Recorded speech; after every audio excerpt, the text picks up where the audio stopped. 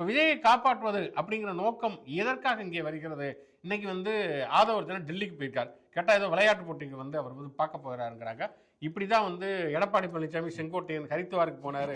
எடப்பாடி பழனிசாமி கட்சி ஆபீஸை பார்வையிட போனார். அதுக்கப்புறம் அவங்க யாரை பார்த்துட்டு வந்தாங்கன்னு நமக்கு நன்றாகவே தெரியும். இன்னைக்கு வந்து ஆதவ அர்ஜுனா போயிருக்கார். அதை விட கொடுமை என்னன்னா, அந்த கூட்டத்தில் 41 பேர் இறந்துட்டாங்க. இப்போ என்ன வந்து ஒன்றிய உள்துறை அமைச்சர் கேட்குதுன்னா, விஜய்க்கு போதுமான பாதுகாப்பு இருக்கிறதா?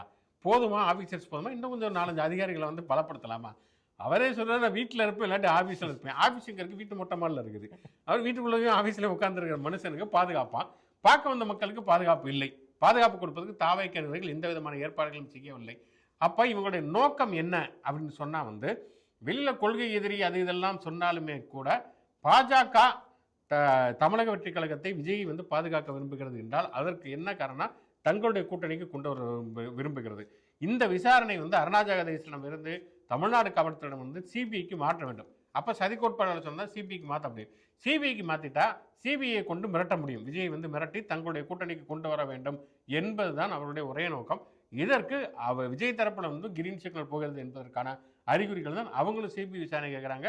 ஆதவ அர்ஜுனா டெல்லிக்கு போயிருக்கார் என்பதாக நாம் புரிந்து கொள்ள வேண்டும்.